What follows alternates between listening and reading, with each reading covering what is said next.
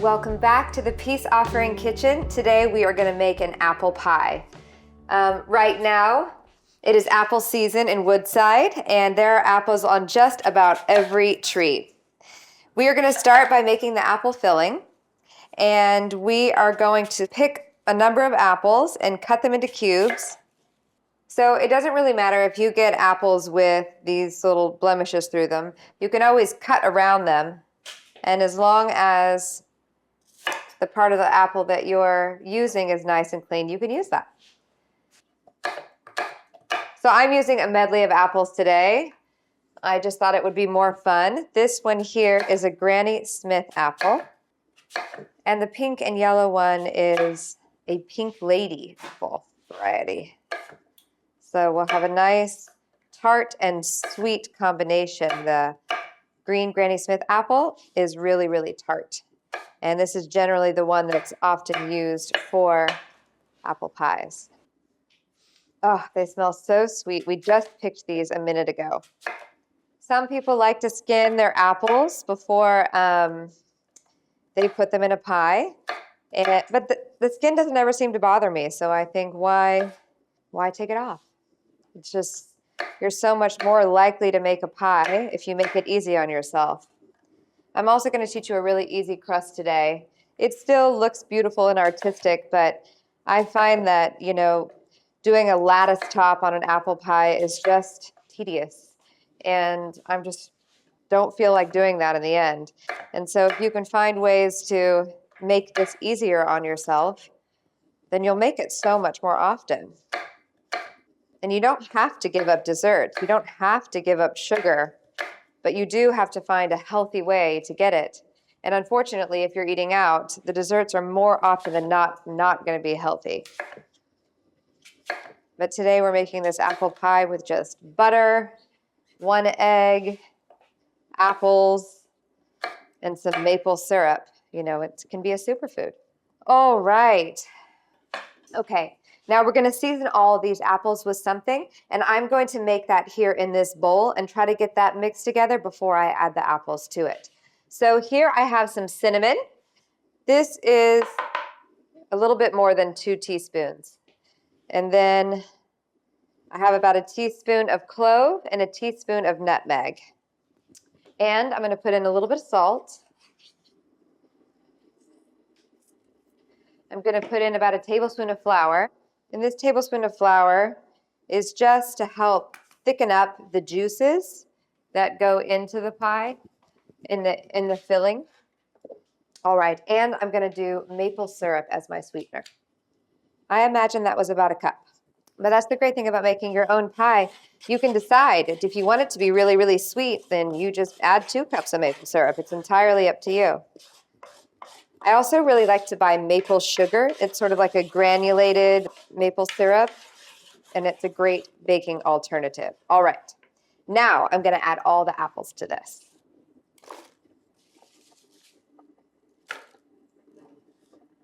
All right, and now I'm going to squeeze this lemon because, you think apples are tart and they're sweet. And so when you're baking and you want to bring out those flavors, you add a little lemon for tart and a little bit of maple syrup for sweet. Now I'm going to try to get this fully incorporated. Just a little bit of this syrup on every edge of every apple. All right, now I'm going to set this to the side and start to make my crust. We're going to start to make the crust now. I'm going to start by putting this flour into this big bowl. This is 2½ cups of flour. And then to that, I'm going to add 2½ sticks of butter. So I'm going to cut this butter up into little bricks. Well, I'd like to mention that you want your butter to be cold. And you want it to be cold so that it will form into chips. And when you're making your own crust, you want layers, a bunch of thin layers of butter, flour, butter, flour, butter, flour. That's sort of how you want it to go. And so if your butter is melted, it's sort of all going to get incorporated. But if your butter is cold, it can stay solid and form these little discs and then make layers of butter and dough. And this is how we get our flakiest of crusts. Okay, my goodness. All right, and always for a little bit of flavor, we're gonna add some salt. Just a nice little sprinkling. It always makes everything better.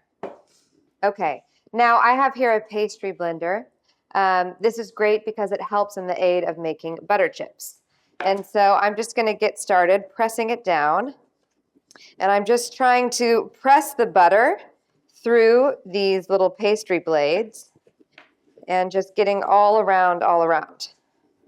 I will also need to add some water to this, but before I do that, I'm gonna start to just make as many of these little butter chips as I can, because once the water gets in here, it becomes quite doughy, sticky, and right now, without the addition of water, I can get all these little, I can get more butter incorporated in. Now, if you do not have a pastry blender, you can still do this by your hand, but you'll grab it between your thumbs and you'll make this motion with your thumbs and make butter chips this way. And this is another way that you can flake off the dough if for some reason you don't have a pastry blender.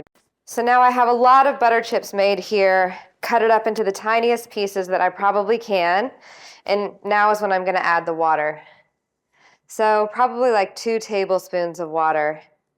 And it melted, but I had an ice cube in here because you want the water to be cold that's going in to help keep your butter solid. So you can use this pastry blender for a little bit with the water, but then pretty soon you'll have to ditch it and get your hand in there. Okay, I think I've reached that moment. All right, and I'm going to use this knife to sort of scrape off the butter from here. Knife works great because you can get in between these little slits here. Now I'm going to get in here with my hand, and I'm going to start taking up the sides and pressing it towards the center. At some point, it'll become very clear that you need more water. So if it's not coming together and there's still a lot of flour and it's still really crumbly, that's your cue to add more water. So again, I'm always keeping in mind the butter dough layers method. So I'm sort of picking up the sides and folding it in on itself. Okay, this is really starting to come together. Okay. Now this has come together, and you want to sort of shape it into your hands, into a disc, basically, because you know you're making a circle, and you might as well make it easy on yourself by using your hands, which are much easier to control than a rolling pin, and make yourself a little disc. All right, now this is quite doughy, and by that I mean moist and sticky, and so I need to add a bunch of flour here. I have laid out this parchment paper to help roll out my dough. That way when I pick it up to turn it over, it won't break as easily. It'll be sort of stuck to that paper, and then I can transfer it onto my pie dish. So I'm going to take my flour and I'm going to just sort of cast it on my paper here, and then take my little disc and set it on top and do the same thing to the top. Cast some flour over the top of it. Okay? And now, it's always nice to have a little flour on your hands. I'm going to start to roll this out. So I'm basically, constantly moving around the thing. All right, now I can feel that it's starting to stick to my rolling pin just a little bit. So I'm going to get a little more flour and cast it over the top. If you start to get any dough stuck to your rolling pin, you can take flour and rub it on your rolling pin, and eventually those pieces you can push off. So that's a technique, just sort of a good way to get the pieces that are stuck off of your rolling pin. All right, let's keep going.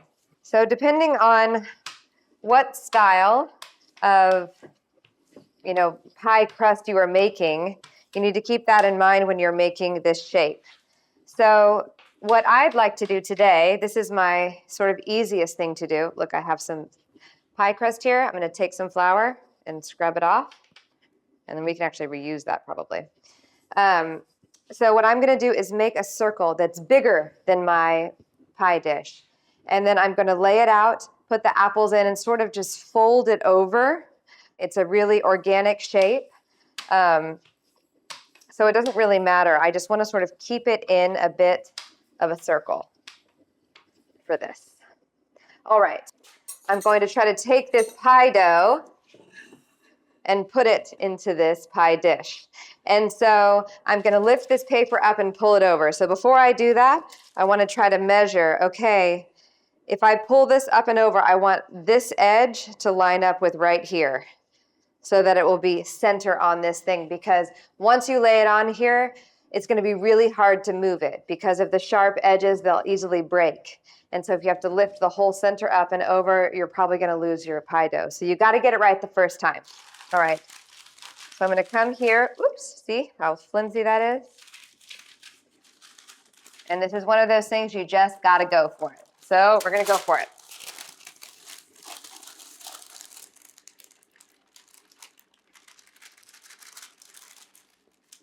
Voila! And we got a little bit of tearing, but never fear. I'll show you how to fix that. This is breaking off, isn't it? Let's hurry up and get the weight back inside so that it stops tearing. Okay, now we're going to take our filling and we are going to scoop it inside.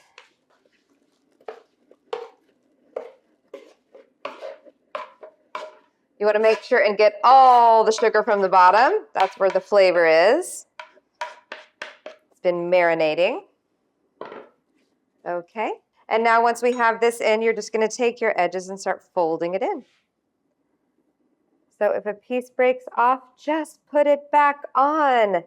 This is a rustic pie that's supposed to look like it's made in the country. Voila! Okay, you can put your pie in the oven just like this, but I like to put a little egg wash on top of mine and sprinkle a little bit of sugar because I just think I like a shiny pie top. But that is just purely for cosmetics. You do not have to do this. So I have in this about a tablespoon of water. So now I'm going to separate this egg yolk from this egg white. And I'm going to add my egg yolk in with the water. And I'm going to use that to put on my crust to make it shiny. All right, so we just have the egg yolk there in with the water. All right, now I'm going to take this fork and I'm just going to whip this up. So if you just have the egg yolk and water, it's super watery. It's that egg white that can make it be all drippy and weird. And we're going for a pristine look. So I have this little paintbrush here. If you don't have a paintbrush, you can just spoon it on with a spoon. Look how dark yellow this color is. These are from our pasture-raised chickens. And you can really tell how healthy they are by the color and consistency of the egg yolk. And these are very, very healthy eggs. All right, how wonderful is that? The last thing I'm going to do is sprinkle on a little coconut sugar over the top. If I had maple sugar, I would use that. You could also drizzle it with a little maple syrup.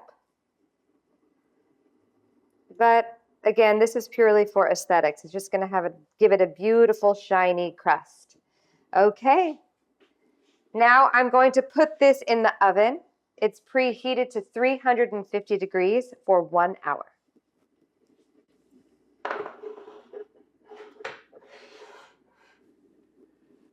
Here it is. So beautiful. Now you will want to wait at least 20 minutes before you cut into this to give the center time to set. If you open it up now, which you can, everything is just going to spill out because it's all hot. But as the liquid inside cools, it should gel up nicely and you can serve it into more of a pie slice. It tastes great with vanilla ice cream or any fresh whipping cream. Thanks for watching.